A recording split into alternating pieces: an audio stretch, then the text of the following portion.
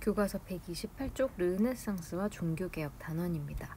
우리 근대사로 접어드는 중요한 두 가지 사건이 바로 이 르네상스와 종교개혁인데요. 시기로는 14, 15세기, 그러니까 한 1300년대 그리고 1400년대 우리나라 고려 말, 조선 초 정도의 시기에 해당됩니다. 르네상스는 여러분 많이 들어보셨을 텐데 이거는 프랑스어고요. 그리고 이제 부활이라는 뜻을 가지고 있습니다. 그래서 영어에서 원래 RE가 나오면 다시라는 뜻을 가지고 있죠. 뭐 댓글, 그 다음에 뭐 응답하다 이런 걸 할 때 우리가 되풀이하다 할 때 RE라는 접두사를 쓰게 되는데 요거와 그리고 생명, 네이처를 뜻하는 프랑스어가 결합이 돼서 우리가 이것을 르네상스라는 단어로 읽습니다. 나중에 후대 사람들이 붙인 이름이고요. 그리스와 로마 문화의 가치를 재발견했다라는 의미에서 부활이라고 부르는 어떤 이제 문화와 예술 운동입니다. 그래서 눈에 보이는 건 아닌데 이런 가치관이 변하면서 이게 예술 작품과 문학 작품의 새로운 어떤 형태 변화, 그 다음에 가치관의 유행 이런 것들을 주도하게 되었죠.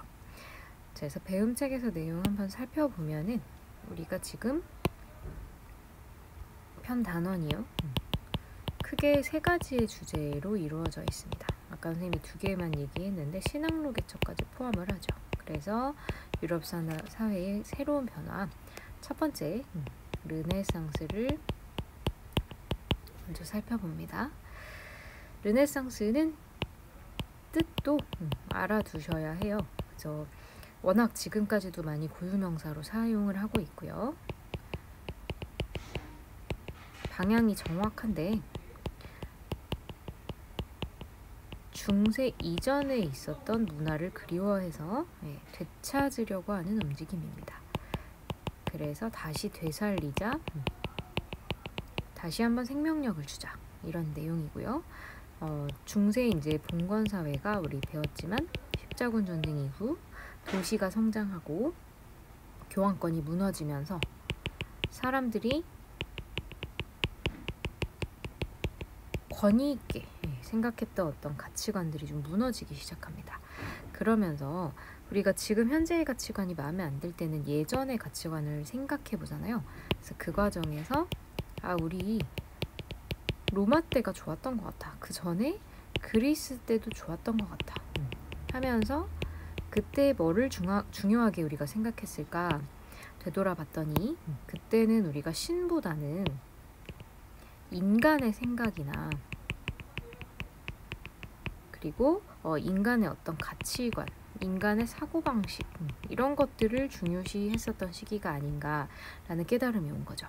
그래서 중세의 종교적인 지배에서 탈피를 하게 되면서 그동안 어떤 메커니즘이 신이었다면 이제는 이것을 다시 인간으로 전환하는 이런 사고의 전환이 이루어지는 것이 르네상스의 주요 내용이다라고 보시면 되겠습니다. 그래서 우리가 이 과정에서 우리 주변에 당연히 있는 숲과 나무이고 매일매일 보는 사람들이지만 그 존재에 대해서 다시 한번 생각해 보는 거죠. 그래서 재발견이다 이렇게 설명할 수 있습니다. 우선 어디에서 시작을 하게 됐냐면 이탈리아에서 시작을 하게 됐어요. 교황과 카톨릭이 사실 가장 강한 곳에서 시작됐다는 점이 좀 아이러니한데 여기서 이야기하는 이탈리아는 좀 이탈리아 북부 쪽입니다. 로마나 교황청하고 거리가 약간 있어요. 그리고 여기에 여러분이 알만한 도시가 이제 피렌체 그리고 베네치아 이런 도시들이 주도를 하기 때문에 로마하고는 좀 거리가 있죠. 자, 이 사람들은 돈을 일단 버는 사람들이 많았고요. 무역을 통해서 경제적으로 이제 여유가 생기고 예를 들면 우리 수업 시간에 여러 번 발표를 봤었던 메디치 가문 같은 장사꾼, 그 다음에 뭐 은행가, 금융업가, 뭐 대부업 이런 사람들이 이제 벌은 돈을 이 문예부흥에 투자를 하게 되는 거죠. 그리고 지리적으로는 로마 제국에 뭐가 남아있어요? 수도라든지 길이라든지 조각상이라든지 이런 것들이 많이 남아있죠. 두 번째 또 이제 오스만 튀르크에게 비잔티움 제국이 멸망을 하게 됩니다. 그래서 눈에 보이진 않지만 이 나라는 멸망했으나 이 나라에 살던 사람들이 어떻게 돼요? 우리로 따지면 유민인데 이 살 곳을 찾아서 이쪽으로 오게 되죠. 그러면서 이 이탈리아 쪽으로 이 사람들이 건너오게 되었고요. 그리고 이들에 의해서 예전에 로마의 문화유산들이 계승이 될 겁니다. 또 하나는 십자군 전쟁 과정에서 이슬람 세력과 접촉을 했던 것도 굉장히 문화적인 자극을 주게 돼요. 그래서 이런 여러 가지 분위기들이 합쳐져서 새로운 문화가 나타나게 됩니다. 그래서 우리가 인문주의자라고 대표적으로 부르는 인물들이 단테라는 사람이 있고요. 그 다음에 생각보다 중요한 우리 페트라르카라는 분이 있습니다. 이탈리아어를 처음으로 사용을 했다고 하고요. 그리고 이제 보카치오라고 하는 인물이 있고, 또 하나 여러분이 이름을 많이 들어봤을 마키아벨리라는 인물들이 있습니다. 지금 선생님이 쓴 사람들은 거의 다 책을 통해서, 글을 통해서 인문적인 사상을 나타낸 사람들인데요. 이제 신곡에 대해서 잠깐 선생님이 좀 메모를 해드리자면,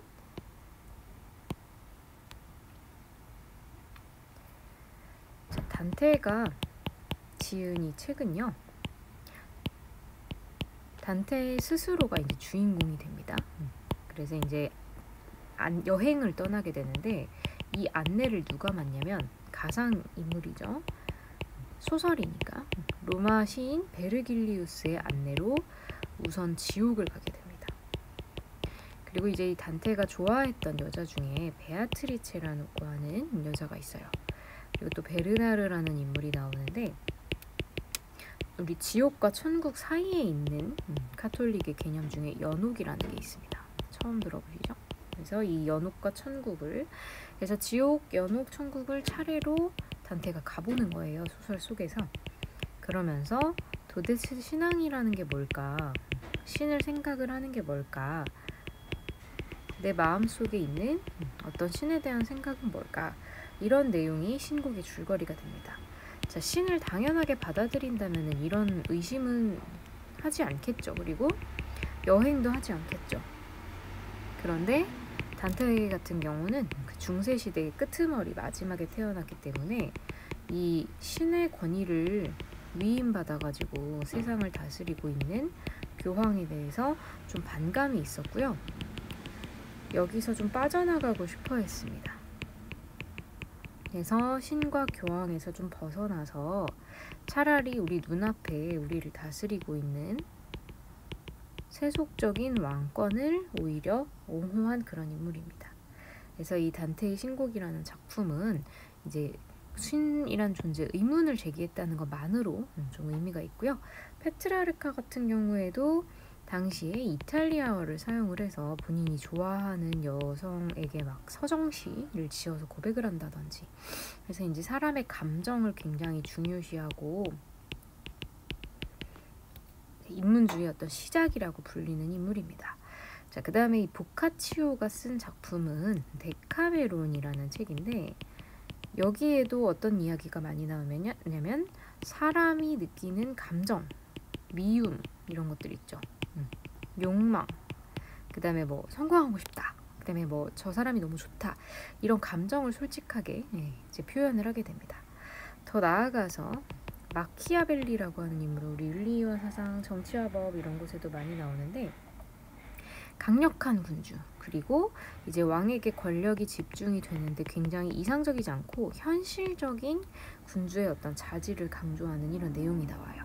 그래서 이 르네상스 시대의 어떤 특징을 보여주는 작품들이라고 볼 수 있습니다. 근데 마키아벨리 같은 경우는 당시 이탈리아가 여러분 찢어져 있었어요. 그래서 잠깐 적어보면 로마의 그 바티칸 지역, 교황이 다스리는 지역이 따로 있고요. 여기가 이제 이탈리아의 중부라면, 이탈리아의 북부는 또 피렌체, 베네치아 같은 도시 국가고요. 그 다음에 남부 쪽은 나폴리나 시칠리아, 이런 곳들로 나눠져 있었기 때문에 이 조각난 이탈리아를 강하게 만들려면 아주 강한 군주가 나타나야 한다, 이렇게 이제 생각을 했던 거죠. 지금 이탈리아의 상황이 그렇지 못하니까 어떤 군주가 필요할까 하면서 기대를 해본 것이라고 생각하면 더 이해가 되겠습니다. 자, 그 다음에 우리 미술 부분에 수업 시간에 영상과 작품을 통해서 살펴볼 건데, 우선 레오나르도 다빈치라는 인물 있죠. 그 다음에 또 유명한 누구 있어요? 미켈란젤로 있고, 라파엘로라고 하는 화가도 있습니다.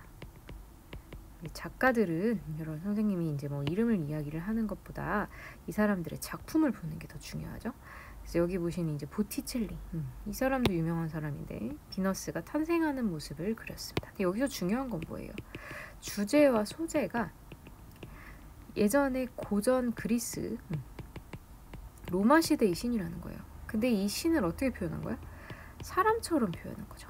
이게 어떤 르네상스의 특징을 대표적으로 보여주는 그런 그 그림입니다. 그리고 이제 요 미켈란젤로가 설계한 성 베드로스 대성당도 어때요? 그리스하고 로마 건축 양식을 썼죠. 그러니까 예전 거를 다시 부활시키는데 좀 더 업그레이드했다, 이렇게 보시면 되겠습니다. 그래서 건축 양식에 지금 보신, 그래서 예전 거지만 조금 더 수준이 높아졌구나, 그 르네상스의 스타일이구나. 열주는 여러분 기둥을 줄을 지어서 이렇게 이어놓은 것을 열주라고 해요. 그래서 그리고 돔은 지금 보셨듯이 이렇게 동그란 지붕을 뜻하고, 자, 아까 이름 뭐였어요? 성 베드로 대성당.